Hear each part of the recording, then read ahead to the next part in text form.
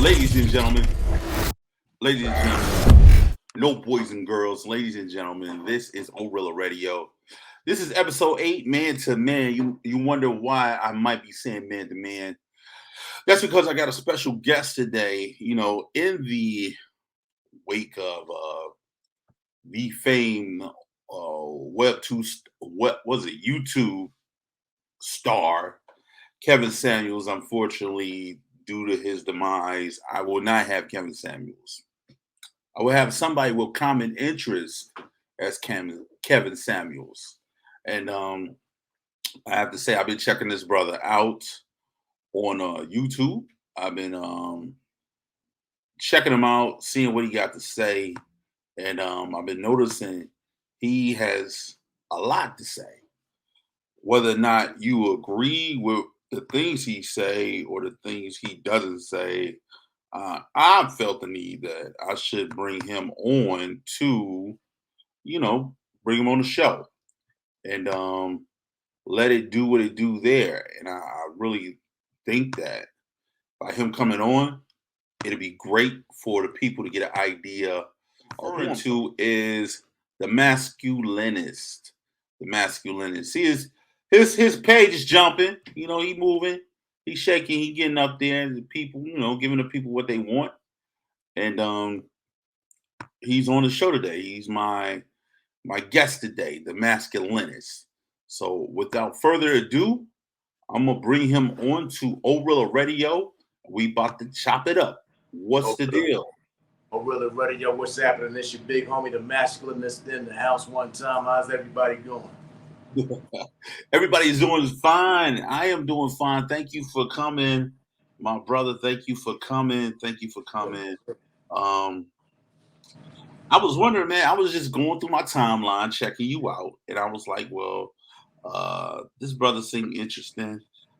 He looked interesting, let me see what's popping with him. Let me see what's going on. And for those who don't know anything about you, anything about your channel, can you kind of like give us a brief overview on the things that you cover, the things that you find important to discuss, such and so forth? Can you elaborate, my brother? 100%. So first off, thanks for having me on. It's a pleasure to be able to, get out into some other ears and viewers.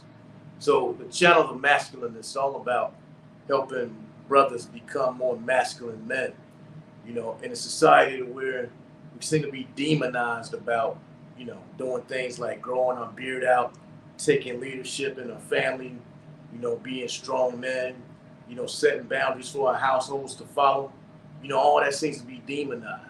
If you look at TV, you'll notice that almost every time you see somebody on TV, especially a black man, he got his beard shaved off, clean cut, to seem to be less threatening because it seems like society wants to demonize us for just existing. So you have a lot of young black boys in the cities and across the country that grow up without father figures. For me, one of the things that I did when I was growing up, I had to get around like father figures, man, to kind of, learn how to become a man, because only a black man can teach a black boy how to become a black man. Nobody else can do that. So that's what this channel is about. Okay, all right. So you saying black men teaches black men. So in a day and age like you just expressed, we are at a point where masculinity in itself, when it comes, is being attacked. Is being attacked. Sure. Some people may say it's being attacked by LGBTQ, it being attacked by feminists. What's your viewpoint on that? Like, what do you say? You say only black men teach black men, and you were raised by other black men. What's some of those teachings that you learned that made you into the masculinist? I might be pronouncing the masculinist. It's a slip of the tongue, you know what I mean? So, what's some of those things that you were able to learn that kind of mold you into who you are today? So it's just life experiences, basically. Like when I got around father figures, man, the one thing I noticed is young boys, when they don't have a father in the home, they don't know how to make decisions. There's no leadership. There's no model. Of course, you have single mothers out there doing the best they can, but let me tell you about single mothers. The thing about single mothers is, at some point, the boy is going to grow up to be an adolescent, and he's going to challenge her authority. You know what I'm saying? And that's where, in a place where a father will be in the home, he would get that in check. Say, hey, you don't talk to your mother like that. He takes over. So what has to happen with that woman is she has to become kind of more like a father figure herself. And what that does is that shuts down his masculinity from growing, because she doesn't want him to usurp her authority. So she has to speak louder and get more tougher. You know what I'm saying? But then at the same time, what I'm noticing in the community is these very ladies, what they're doing is they're depriving a man, a boy, of becoming a man to learn how to be a man around everybody in the home. You know, it's no leadership going on. Um, he doesn't know what it looks like. He can't see it. You know, if all you see is, your mom, you're deprived in a sense. So let's unpack that. You said the first part, when you have women in the household, say like single parent women in the household, Exactly. trying to raise young men into young boys into men, and you have Exactly. young ladies in the household with single parent women. Um, you say a young man gets to a point where he want to challenges a female, and she kind of exerts her energy. She exerts her dominance over him, and you also say how it kind of pushes back his masculinity in a sense. Exactly. So my question to you is, if she's raising these kids by herself and there's no true father figure and she's the head of the house, how do she combat a grown boy bucking up to her in a sense? You know what I mean? Because you know, Yeah. I was there at one point, and I'm sure it's a lot of other young men or men that were in a position where you didn't want to listen to what your mom had to say because your mom was always yelling or whatever. So how would she combat that? Like I know what happened. In my sense, my mom, she used the belt or whatever. When the belt got too not necessarily too much, but it didn't make an effect, she used the broom. And when the broom didn't make an effect, she started doing other things. You know what I'm saying? But Sure. whether or not she was doing physical stuff, I understood that I need to start taking the message opposed to the physicality out of it. And it wasn't necessarily her trying to exert her dominance. It was her trying to let me know that she didn't like what I was doing to make an uproar in her house. So, your perspective, what would she would have to done to help transition the young man create his masculinity to move forward, as you say? That's a good question. It's challenging for a woman, but it's as simple as it seems. She's gonna have to take him around men that can be father figures. Like, you remember back in the day, you had the barbershop, you had the barber. They can get around other men. Now you have the school. You might have a guidance counselor, a male coach. She got to start taking them around other male figures who are not trying to get anything off of her. You know what I'm saying? Like, not trying to run game on her as a man or run game on a woman, if you follow what I'm saying. But somebody that just wants to genuinely help her to make sure that the point is put across. All right. So the main thing about a woman, what she has to understand when she's raising a boy, is that what that does is that makes him come down a level. You ever notice in our community, right, in the black community, you have a lot of men that listen to their women as opposed to leading the house, and there's a level of disrespect that'll come out of that. And people might not like to hear that, but I'm just telling you what it is, because nobody really wants to touch on it. What that does is that makes it harder for him to exert authority. You know, So if that woman can't exert that authority, then she's going to have to understand that she is not the person to exert that authority. You know, hey, I understand that you're growing up, you have your own mind about things, and I understand that you're becoming a man, and it's at some point to where I need to get you around some men that I know, that's going to help you to transition into manhood. If that answers your question, you know. So it seems like the conversation is about not necessarily authority, but power. You know what I mean? We live in a society today where the power structure is not evenly balanced out, and it's not evenly balanced out the black men and the black women. Like black women, they got it really tough.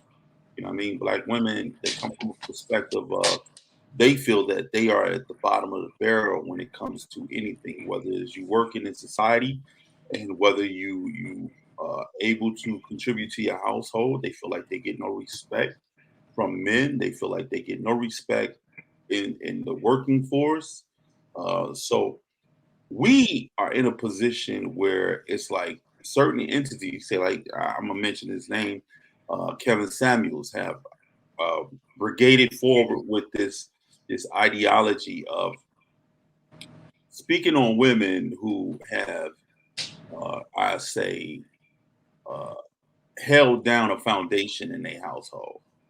And for everybody that isn't perfect, we all have our flaws.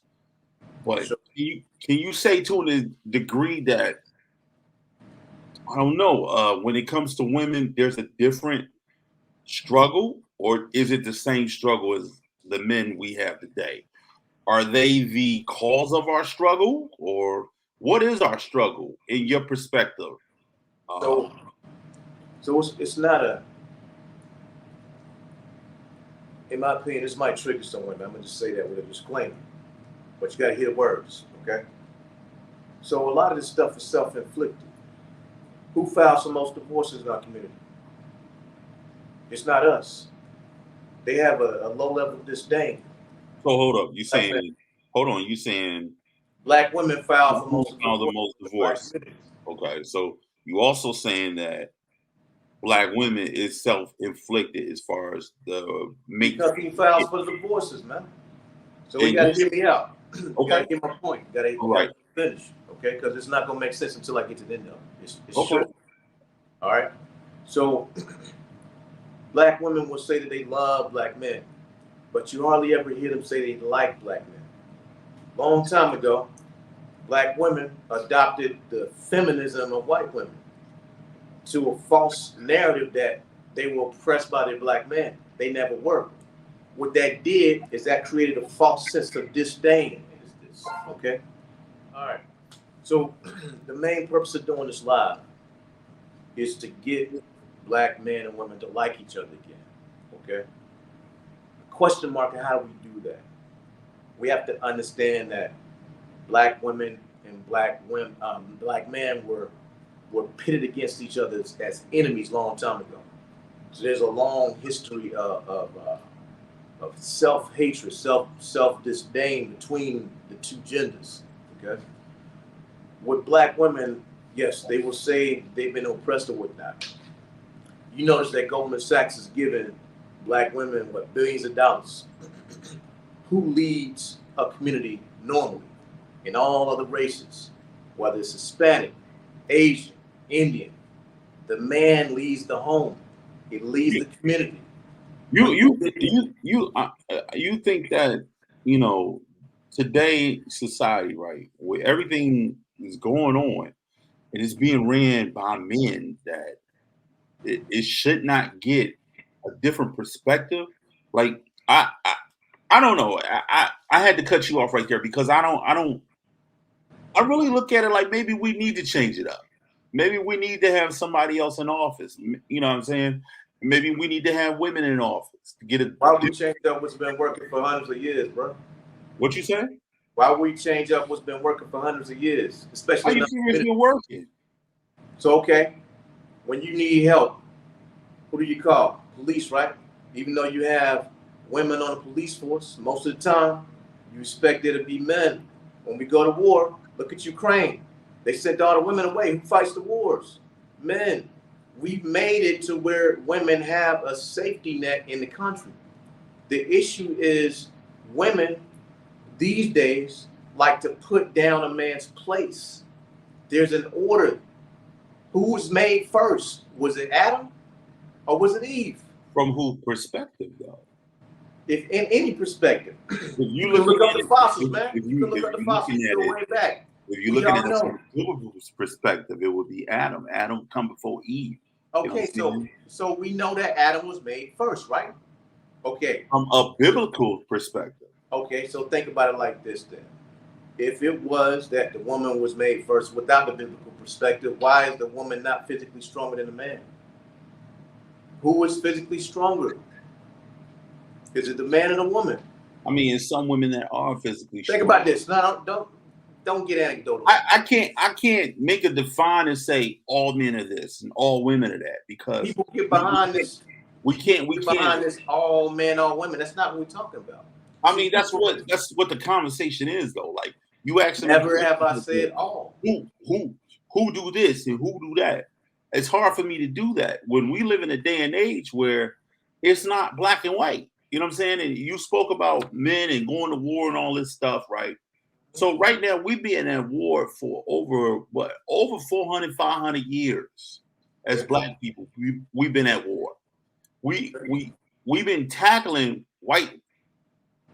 male white supremacy for how many years? Okay, You but know what I'm back up saying? for a second on that. Back up for a second on that. What was the marriage rate back then?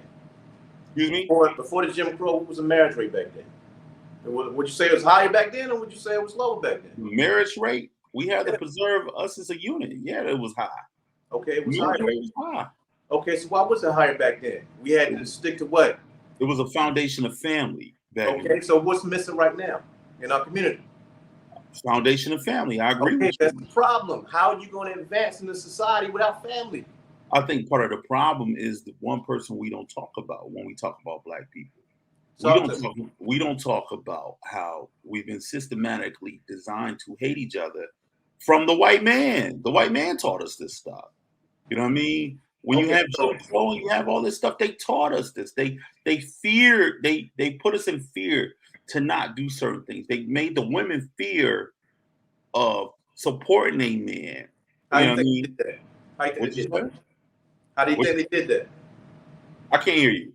How do you think they did that? How do you think they systematically oppressed us? One of the ways they systematically oppressed us is they implemented something called welfare, right? When they implemented welfare, what they started doing is taking it, invoking the women to believe that they can make it on their own, right? So what they did was they start locking the men up and they start giving women the ability to lean closer to the government, lean closer on the government. That's for Section 8. That's with all these other entities that come with the system. And if you have this false narrative of support, right? With this false narrative of support, if you getting support from the government, is one of the requirements are you tell them who fathered your kid, right? And if you don't tell them who fathered your kid, they cut you off all forms of child support, all forms of welfare, right? All forms of any support. So if you have no job, no way to provide for your kids, you're going to go with the alternative. I need to get this money.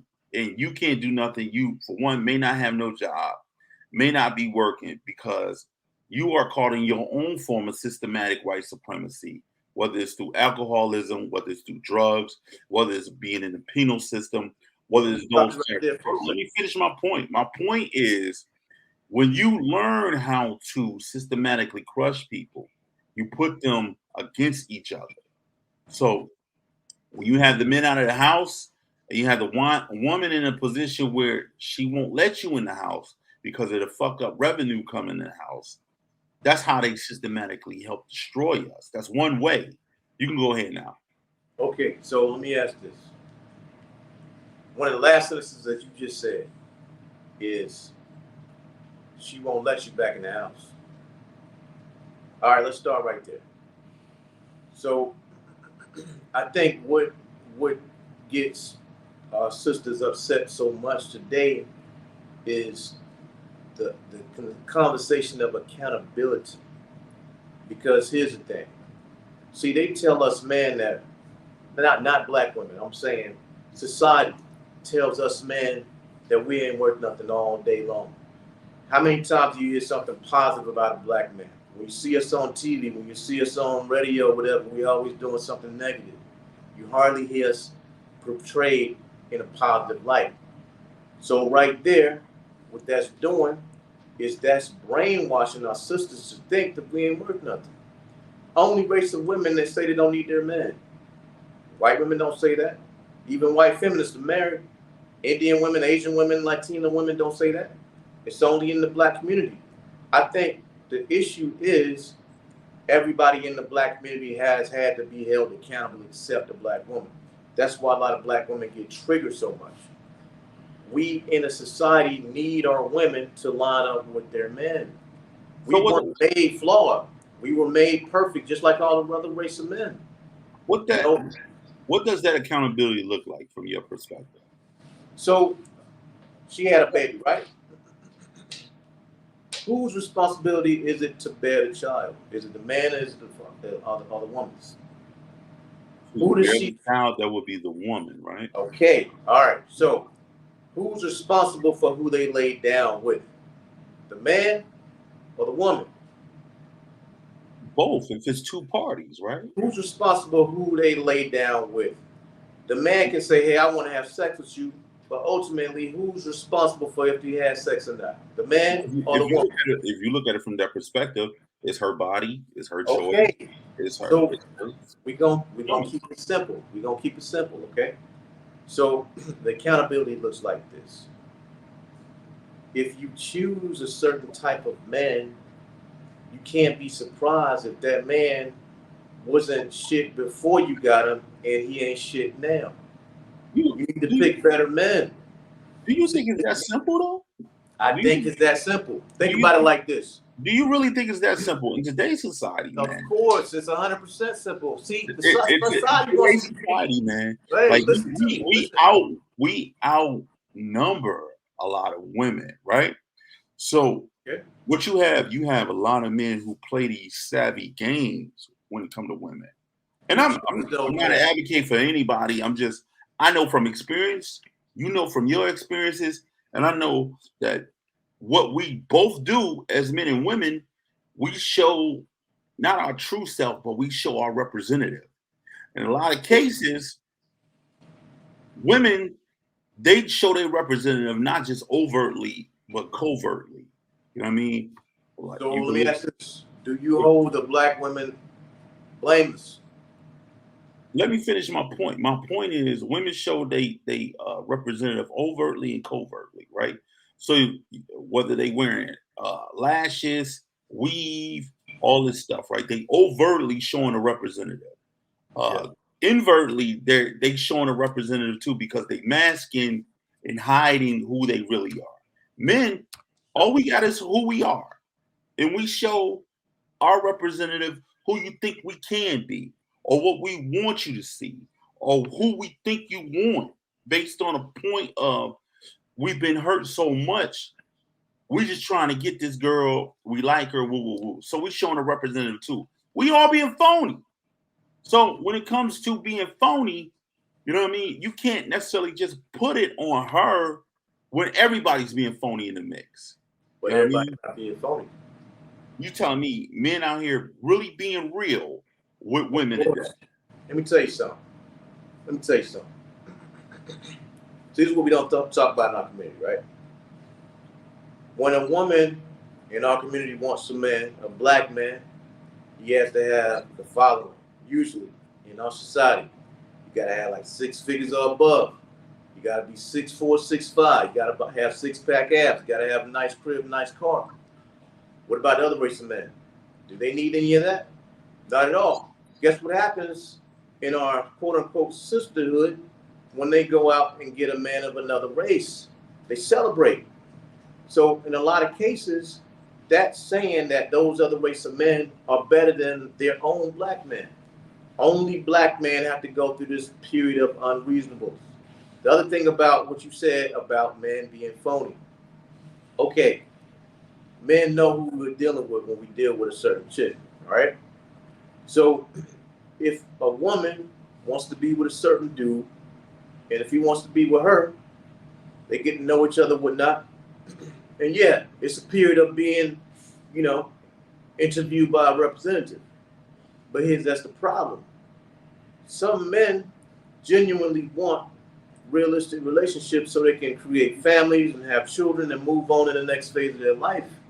Guess what happens to those men in our community? They're ignored. They're seen as boring. They're seen as, uh, oh man, I don't want him. You know what I mean? They want to go out and get the guy that's going to give them the fun, the good time. And then when they get pregnant by this guy, a lot of our sisters go back and look for that same guy who they ignored initially. And this is not just our sisters, this is just modern women, period. You don't have a coupling anymore. Social media has ruined the dating game because you don't have the ability to just genuinely get to know somebody first. It's all about, hey, I like how you look, I like how she look, swipe right, swipe left, hey, come over. It's hookup culture. That's what's ruining our community. We got to get back to a period to where we got to know each other to see if we like each other. Then we can go and start having babies after we get married, if that's what we're going to do. It's simple. It's not as complex as society makes it seem, but it feels like it's complex, but I don't think it is. So I don't want to keep you long. I'm gonna have you make one last point before we get out of here. You know what I'm saying? Word, word. My point is, how would you going forward? I know we've talked for it's going on like a half an hour. Going forward, you know, and I plan on having you on again if you don't mind coming on again. Hey, always pleasure. You know what I'm saying? Going forward, what would be your last words here on this show when it comes to the masculinist? How would you be remembered in a sense on Orilla Radio? What would be your last words on here? Um, Just somebody that's trying to help our black women and black men not only love each other again, but like each other again. To show us black men how to become masculine men so we can lead the home and live in a place of respect. That's the so, challenge. so that is from the masculinist, and um, ladies and gentlemen, that was the masculinist. He'll be back on another time, another day on Orilla Radio. On that note, ladies and gentlemen, this is Big Tone, and I'm about to break out of here. Take care of yourself and always each other. Peace.